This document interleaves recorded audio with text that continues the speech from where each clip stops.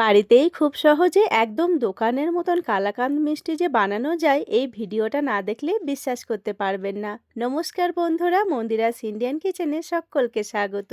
আমি মন্দিরা ফ্রম সিমলা। আমি আজকে একদম মিষ্টির দোকানের মতন কালাকাঁদ মিষ্টির রেসিপি আপনাদের সঙ্গে শেয়ার করব।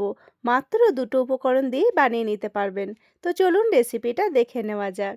আমি এখানে যে প্যাকেটের দুধ হয় সেই প্যাকেটের দুধ নিয়ে নিয়েছি। আমি 2 প্যাকেট মতন দুধ নিয়েছি, মানে 1 কিলো মতন দুধ নিয়েছি। আপনারা কিন্তু যে কোনো দুধই ব্যবহার করতে পারেন। দুধটাকে আমি ভালো করে ফুটিয়ে নিয়েছি, আর এদিকে একটা বাটিতে 2 চামচ জল আর 2 চামচ ভিনিগার মিলিয়ে রেখেছিলাম। সেটাকে অল্প অল্প করে দুধের মধ্যে দিচ্ছি আর ভালো করে নাড়ছি। একসঙ্গে পুরোটা দিয়ে দিইনি, অল্প অল্প করে দিচ্ছি আর অল্প অল্প করে নাড়ছি। এতে ছানাটা খুব সুন্দরভাবে কেটে যাবে। কোনো রকম ঝামেলা ছাড়াই মাত্র দুটো উপকরণে একদম দোকানের মতো দানাদার কালাকাঁদ বাড়িতেই বানিয়ে নিতে পারবেন। দুধটা থেকে ছানাটা অল্প অল্প করে কাটতে শুরু করেছে। একদম জল কেটে যাওয়ার মতন কিন্তু ছানাটা কাটেনি। দুধও রয়েছে, ছানাও রয়েছে, মানে আমাদের কালাকাঁদ মিষ্টির জন্য কিন্তু এইরকমই প্রয়োজন। এইভাবে কন্টিনিউ নাড়তে থাকতে হবে, একদম শুকিয়ে নিতে হবে। এই পর্যায়ে আমি এর মধ্যে দিয়ে দেবো দুটো এলাচ। এলাচটাকে দিয়ে ভালো করে নাড়াচাড়া করে নিচ্ছি। এবার এর মধ্যে দিয়ে দেবো পরিমাণ মতন চিনি। একটা বাটির মাপ করে 2 বাটি মতন চিনি দিয়ে দিচ্ছি। আমি এখানে 1 লিটার দুধের জন্য 2 বাটি মতন চিনি ব্যবহার করেছি, মানে 250 গ্রাম মতন। আপনারা কিন্তু মিষ্টিটা আপনাদের হিসেব মতন দিয়ে নেবেন। চিনিটাকে দিয়ে কন্টিনিউ নাড়াচাড়া করে একদম শুকিয়ে নেব। আর এইদিকে একটা শনপাপড়ির খালি বক্স নিয়ে নিয়েছি কালাকাঁদটাকে সেট করার জন্য।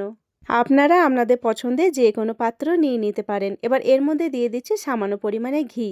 ঘিটাকে দিয়ে বক্সের চারিদিকটাতে খুব সুন্দরভাবে লাগিয়ে দিয়েছি। এবার এখানে আমি একটা বাটার পেপার নিয়ে নিয়েছি। আপনাদের কাছে বাটার পেপার না থাকলে আপনারা কিন্তু যে কোনো পেপারই নিয়ে নিতে পারেন। বক্সের মধ্যে পুরো বাটার পেপারটা সেট করে দিলাম। বাটার পেপারের মধ্যেও খুব ভালো করে ঘিটা সেট করে নিয়েছি। এতে আমাদের কালাকাঁদ মিষ্টিগুলো খুব সহজেই বেরিয়ে আসবে। এদিকে ছানা থেকে জলটা অনেকটাই শুকিয়ে গেছে। এবার এলাচ দুটোকে আমি তুলে ফেলে দিচ্ছি। ছানার মধ্যে এলাচের গন্ধটা খুব ভালো করে ঢুকে গেছে।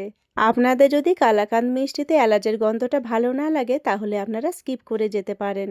নাড়তে নাড়তে ছানা থেকে জল কিন্তু অনেকটাই শুকিয়ে গেছে। এবার এর মধ্যে দিয়ে দেবো 4 চামচ মতন মিল্ক পাউডার। 1 লিটার দুধের জন্য আমি এখানে 4 চামচ মতন মিল্ক পাউডার ব্যবহার করেছি।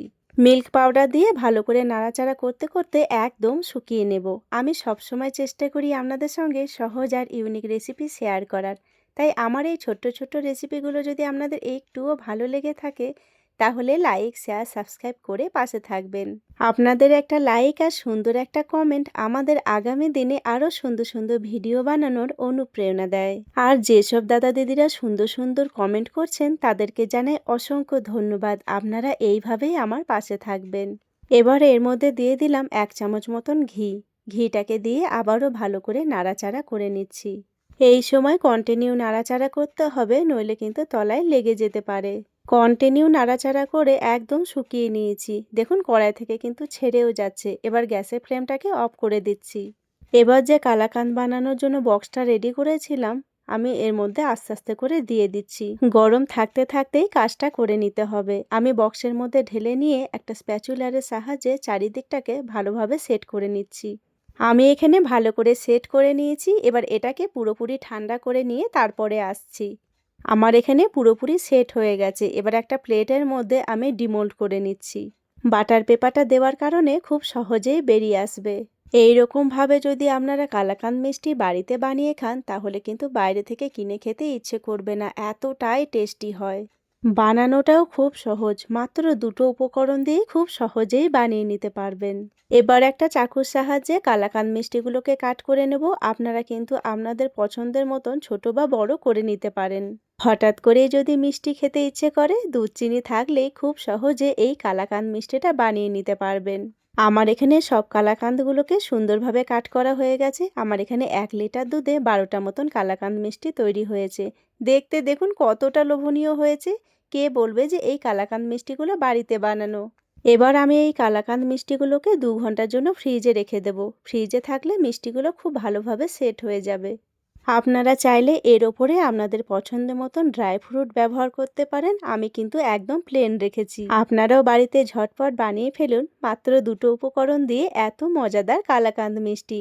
ভিডিওটাও তাহলে এখানেই শেষ করলাম। আমার আজকের রেসিপি আপনাদের কেমন লাগলো অবশ্যই কমেন্ট করে জানাবেন। ভালো লাগলে লাইক, শেয়ার, সাবস্ক্রাইব করে দেবেন। আবারও আসবো নতুন কোনো একটা রেসিপি নিয়ে। ততক্ষণের জন্য সবাই ভালো থাকবেন, সুস্থ থাকবেন। এতক্ষণ পর্যন্ত আমার সঙ্গে থাকার জন্য সকলকে জানাই অসংখ্য ধন্যবাদ।